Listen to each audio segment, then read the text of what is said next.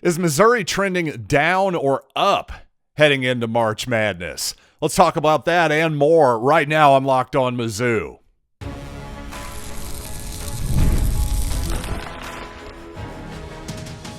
You are Locked On Mizzou, your daily podcast on the Missouri Tigers. Part of the Locked On Podcast Network, your team every day.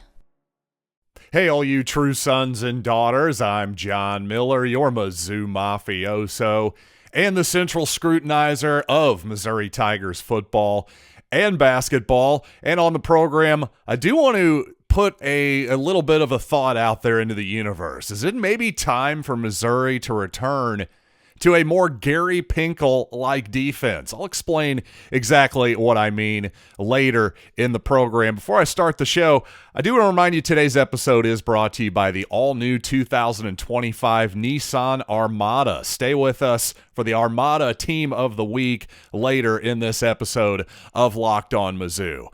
But when it comes to the national perception of Missouri right now, of course, it seems like Drake over Missouri is a popular upset pick right now. One of the big reasons for that, well, Bennett Sturts obviously is one heck of a player, as I broke down in pretty good detail to start off yesterday's program.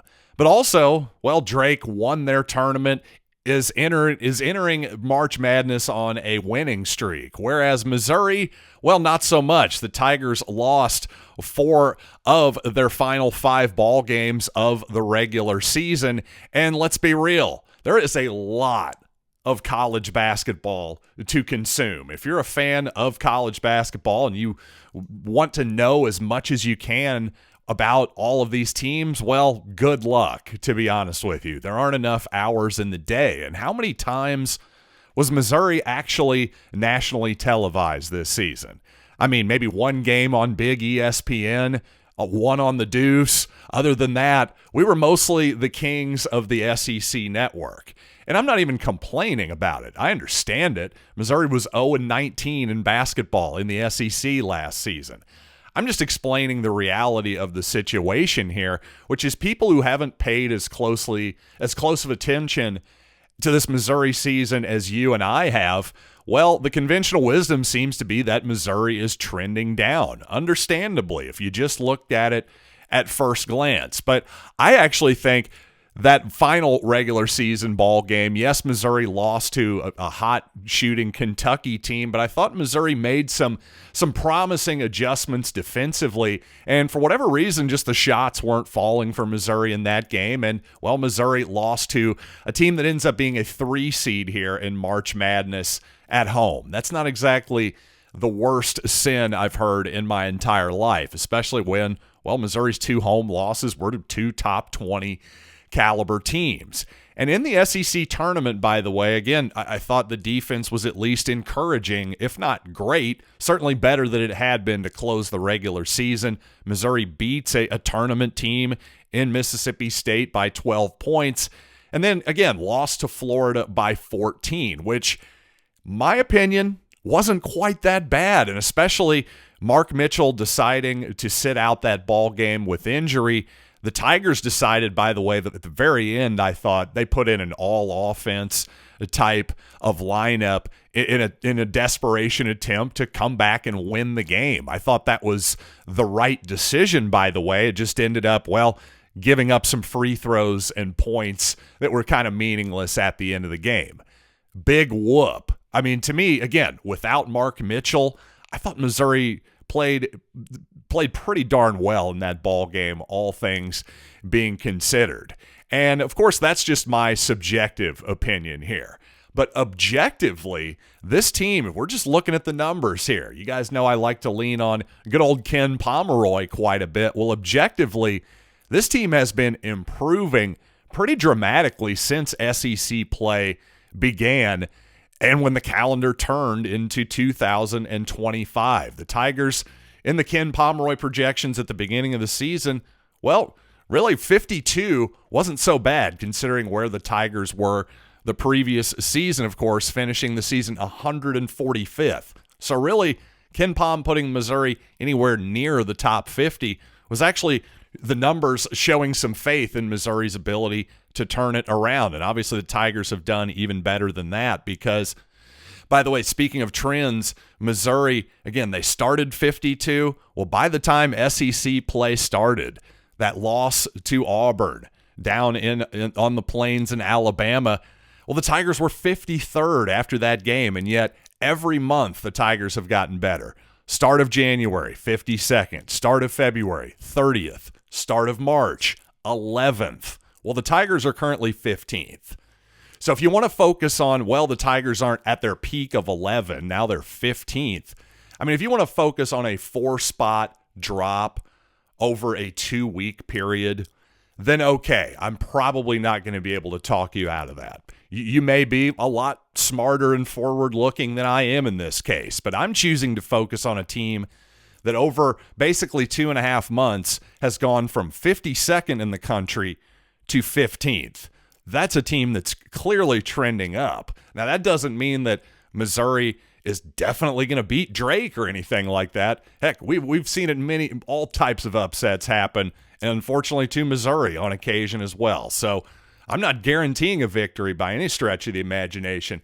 I just don't think this idea that, well, Drake should almost be favored the way they're being picked out there is really reality. And to be fair, there's always, as March Madness fans, we always look for, what do we think the upsets are going to be? We're always looking for games to pick upsets.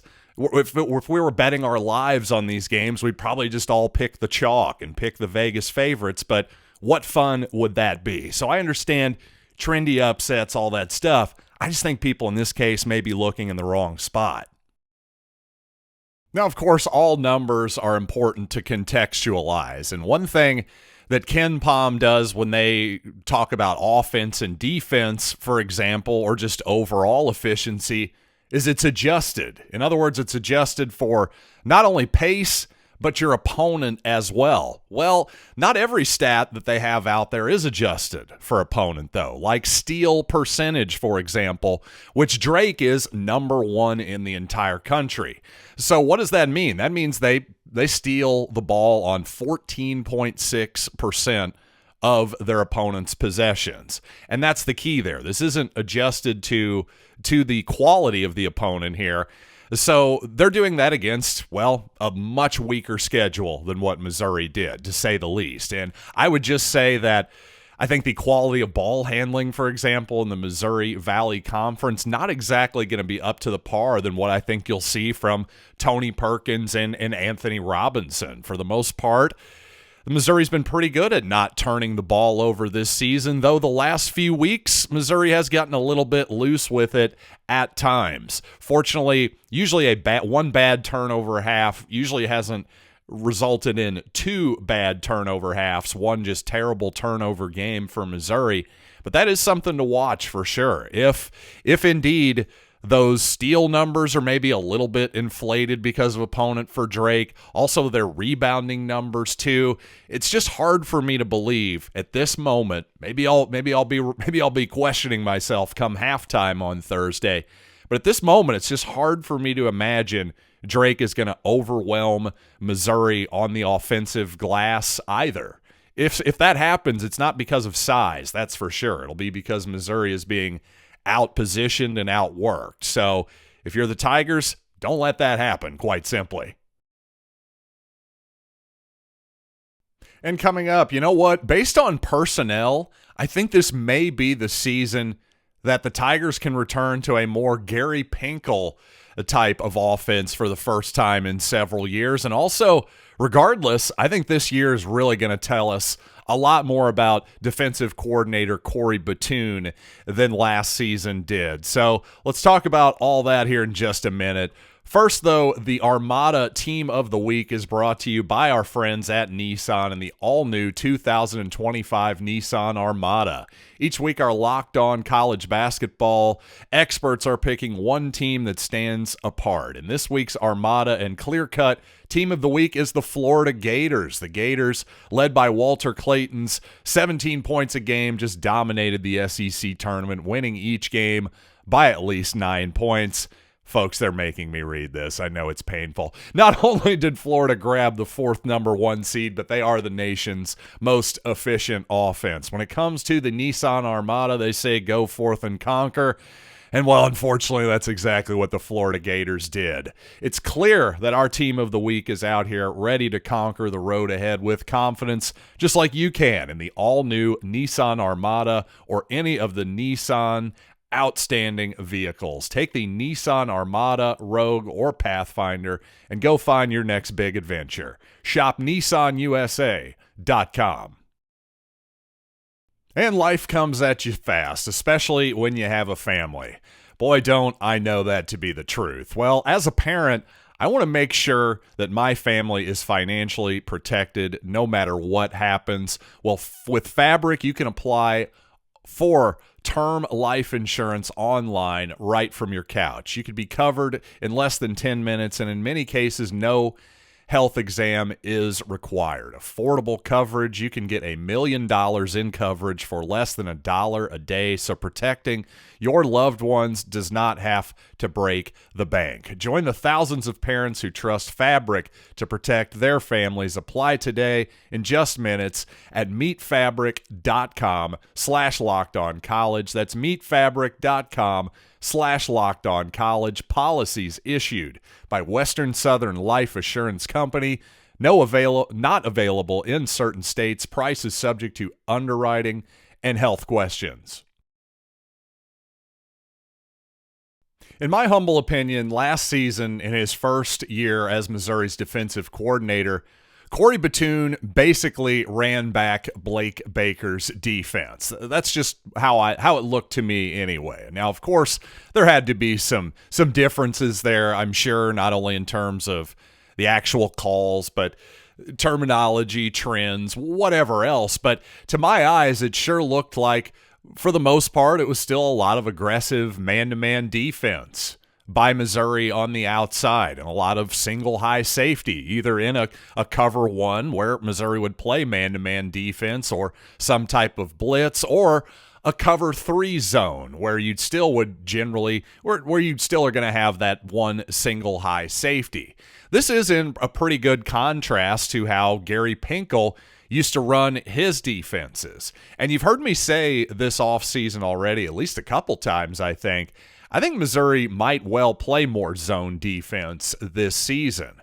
And not only do I think Missouri is going to play more zone this season, I think they should play with more 2 deep safeties as well. Of course, as many of you are NFL fans and Kansas City Chiefs fans, a lot of talk of the league the last year or so has been, hey, the trend of more cover 2, more 2 deep safeties in the NFL, especially against the Chiefs and Patrick Mahomes, trying to take away those deep balls that he loves and us fans love as well. So the point here is I think there's a whole bunch of reasons that I think Missouri should actually trend more in this direction. And again, the Gary Pinkel era was very much a lot of Tampa 2, cover 2 type of defense, where Missouri would basically unleash the front 4 to get to the pass rusher, to get to the quarterback as pass rushers, but otherwise would mostly use the other 7 guys in zone coverage, in relatively soft zone coverage for the most part. Not the most aggressive defense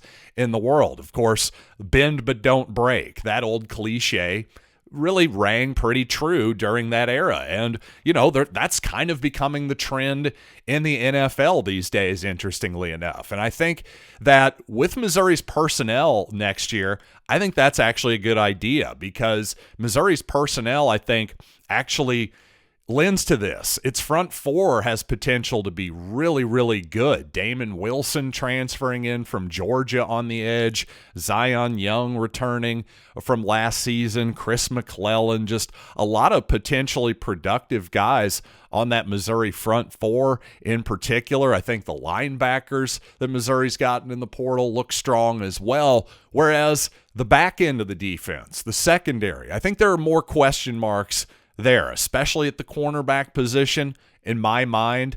Whereas at the safety position, the Tigers attacked that maybe potential weakness a little bit more in the portal.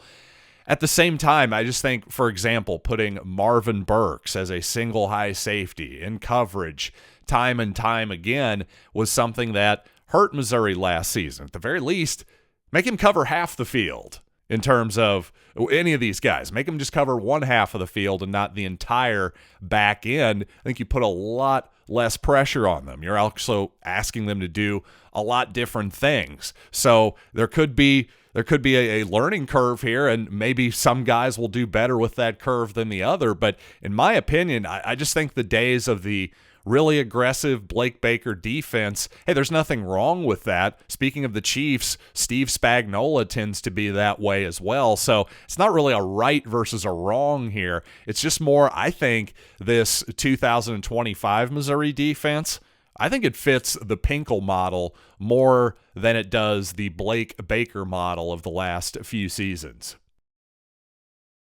And you know what? Yesterday I was on the phone shooting the breeze with former Missouri cornerback Clayton Baker, and I don't think he'd mind if I shared this portion of our conversation. We were just shooting the breeze about football, as we always do, but he was talking about the Missouri offense and how he thinks that Bo Pribula, the Penn State transfer, of course, may benefit from the Tigers going a little bit more with the double tight end formation. And considering how much Eli Drinkwitz likes to use his tight ends in the running game, and considering I think Missouri may well be a more run-heavy team than it's been the past couple seasons, I really think there's a chance we could see that. Now, double tight ends, again, I focused more on the running game aspect of it there. But if Missouri's really, of course, able to take advantage of the two tight ends, well, you're going to need one of them to actually catch the football. And for a long time here under Eli Drinkwitz and really beyond, I think since Albert Okwuegbunam, Missouri has been waiting for a tight end to emerge. I think last season we were all hoping, I know I was hoping, that it was going to be Brett Norfleet. And Norfleet certainly had his moments once again, but I think that early shoulder injury first game of the season really slowed him down for a lot of the year. So maybe this is Norfleet's breakout. Maybe it's Jordan Harris who takes a step forward in the passing game. But no question that if Missouri's going to be a little bit more run-heavy perhaps with Ahmad Hardy, with some relative inexperience at the quarterback position, whether it is Pribula or Sam Horn, and I think especially with Pribula, who is more than a willing runner of the football, I think you could see Missouri absolutely lean on 3 yards and a cloud of dust, so to say, a little bit more than they have at least the last couple seasons. And folks, I hate to be the bearer of bad news, but Dan Shaughnessy is out as a college basketball fan after loving March Madness forever. He's done with it. All the NIL, the transfer portal, he can't take it anymore. Well, a lot of people responded online with the basic, old man yells at cloud, that type of deal. But you know what? My question is, what do people like Shaughnessy actually want from the sport? Because my father I go to these games with is actually a few years older than Shaughnessy, and he's every bit as much into it as he's ever been. So I don't think it's an age thing. Let's explore this topic a little bit more, though. What does the old guard actually want? I do want to talk about this more in the program in just a little bit. But first, scaling your business requires the right expertise at the right time. With Upwork, you can find specialized freelancers in marketing, development, design, and more, experts ready to help take your business to the next level. Upwork gives businesses flexibility by connecting them with top freelance talent across multiple industries. Find the right talent, fast and easy hiring, cost-effective growth. Visit Upwork.com right now and post your job for free. That's UPWORK.com, Upwork.com, to connect with top talent and grow your business today. The NCAA tournament is here, and so is the bracket breakdown. Locked On Podcast Network and Amazon Fire TV channels are teaming up to deliver NCAA tournament coverage like never before. Watch studio shows featuring former players and Locked On's local experts as they guide you through every upset, buzzer beater, and bracket matchup. Stream it all for free on Amazon Fire TV channel. Search Bracket Breakdown to see it all for free. It's your team every day. So Dan Shaughnessy, longtime Boston Globe columnist, sports columnist for the uninitiated here. Well, his main premise here is that college basketball has basically turned into pro basketball now, and he's turned off of it. And he's right on, of course, the idea that it is basically pro basketball right now. That's tough to argue with. The only difference is I think most fans seem to have accepted that. And by most fans, I mean most fans of traditional college basketball teams, especially the powers, the high major types of teams, the teams that move the needle the most. Because, well, Shaughnessy, he's a Holy Cross alum. And he even goes on to say, hey, I'm not saying I want to return to the days when Bob Cousy was playing at Holy Cross or whatever. But then what does he want, though? That's the part that's unclear to me, because he says, quote, clearly cash and cheating long ago corrupted the sweet amateur status of college basketball, and it's been decades since most of the players on the school had real connection to the schools represented on their jerseys. Well, I would question a whole lot in that statement. First of all, the idea that amateur status is somehow sweet. I just don't really. I'm sorry. This is a throwback to some halcyon day that Shaughnessy doesn't even really ever attempt to justify. The idea that, I'm sorry, knowing competitive nature and human beings as I do, the second that schools decided that they were going to compete against each other in any sport, basketball, football, any of it, you don't think that there were going to be some coaches who tried to circumvent, academic standards and what have you for a special athlete? I mean, that had to have happened in the first 5 seconds that anybody ever conceived of schools playing each other in competitive athletics. So I'm not really buying into that idea, nor the idea that these players had no real connection to the schools represented on their jerseys. I went to the Damari Carroll, Lawrence Bowers alumni game just a few years ago, and boy, it sure seemed like all of those guys who came back after decades of being at Mizzou and signed autographs and had smiles on their faces and a good time, it sure seemed like they still had a connection to those schools. And I don't get me wrong, I do think Shaughnessy does have some points. Like, for example, it does get a little exhausting, the one-year player things, especially from an outside perspective. I totally understand that. I get it from a not, say you don't have a major college basketball team. Like, say you went to Holy Cross, or say you just, you went to a school that maybe just doesn't have a lot of history of college basketball success. So, or you didn't go to college, you just don't have a team, whatever it might be. The point is, if you're a casual fan, then maybe you are losing some reason to tune in to March Madness. That part I can totally understand. I really can. But when it comes to Missouri fans, I got to be honest, I don't know any Missouri fans that have said, maybe they've complained about this, that, or the other. I don't know any of them that have stopped watching this season because, well, Josh Gray and Tony Perkins, for example, are only going to be here for one season. And by the way, I've come to like Josh Gray and Tony Perkins, even though they're here for just one season.